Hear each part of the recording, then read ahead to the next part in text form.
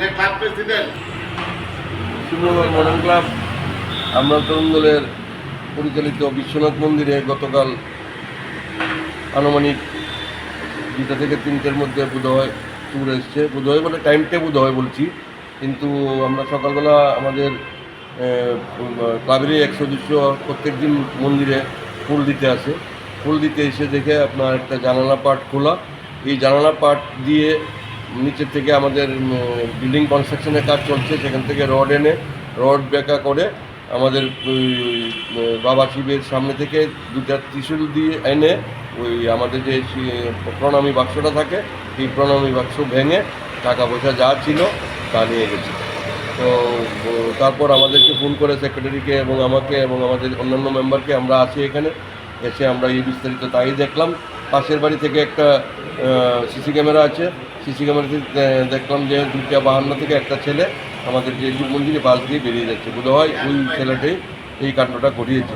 এর মধ্যে আমরা থানাতে মানে কলেজটিল আউটপোস্টে দিয়েছি, দিয়ে আপনার কমপ্লেন দিয়েছি মৌখিক, তারা এসে দেখে গেছে এবং বলছে যে আমরা একটা রিটার্ন যাতে ওনাদের কাছে জমা দিই। দেখুন, শ্রাবণ মাস এলাকা থেকে আমাদের মা মাসি বোনেরা সবাই এখানে আসে শিবের মাথায় জল ঢালতে। এই মাসটা তো খুব গুরুত্বপূর্ণ মাস, তো প্রত্যেক দিন আমাদের এখানে লোক ভালোই হয়। সকালবেলা বাবার মাথায় জল ঢেলে দুধ দিয়ে যায়, এখানে প্রণামী বাক্স দেয়। তা এটা নির্ধারণ করা সম্ভব না কে কত দেয়, আনুমানিক ধরুন না 4-5 হাজার টাকা হতে পারে আনুমানিক। অ্যাকচুয়ালি আমরা আগে দেখতাম যে পুলিশ প্রশাসন থেকে রাত্রেবেলা প্রহরা মানে রাস্তায় প্রহরা দিত, জানি না তো ওই ক্ষেত্রে তারা চোখে পড়ছে না কেন, কারণ নিত্যদিনই আমরা পত্রিকা খুলেই দেখতে পাচ্ছি যে এখানে চুরি হচ্ছে, এখানে চুরি হচ্ছে। যাদের বাড়িতে ওয়্যারিংয়ের কাজ হচ্ছে ফ্ল্যাটে, ওই তারগুলো ছিঁড়ে নিয়ে চলে যাচ্ছে। প্রশাসন থেকে তো আমরা কোনো কিছু সাড়া পাচ্ছি না, বা চুর ধরা পড়ছে তাও পত্রিকা দেখতে পারিনি বা সংবাদ মাধ্যমও দেখতে পাই না। তো এইগুলা কঠোরভাবে যদি না হয়, আমাদের এলাকাবাসী বা আমরা জনসাধারণ দুষ্কর হয়ে থাকা অসম্ভব হয়ে জানাবে। এইভাবে একটা চুরি হলে এটাকে রিকভারি করে আবার চুরি করা আমাদের পক্ষে তো সম্ভব হচ্ছে না। চুরিটা প্রতিরোধ করতে হবে, প্রশাসনকে কঠোরতা প্রস্তুতি নিয়ে এগুলো দমন করতে হবে। এটাই পুলিশ এসে দেখে গেছে, তারপর বলে গেছে আপনারা একটা রিটার্ন কমপ্লেন দেন বা সেটুকু। আজকে সকালবেলা আমি 8টার সময় মন্দিরে আইছি। এখানে মন্দিরের পুরোহিত আমি 2009 সালের থেকে আমি এখানে ভগবান শিবের আমি পূজার্চনা করছি। আজকে গতকালকে রাত্রেও আমি দরজাতে এবং বিলের মধ্যে আমি তালা দিয়ে গিয়েছি।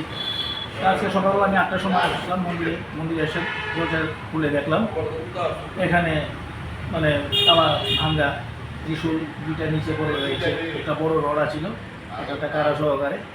তখন আমার এখানে শিব মন্দিরের যে অ্যাসিস্ট্যান্ট শান্তা তখন বাইরে দিয়ে ঝাড়ু দিচ্ছে, তো ওকে ডেকে আনলাম। ডেকে আনার পর দাদা কী হলো, তুমি বললাম তোমার চুরি হয়েছে।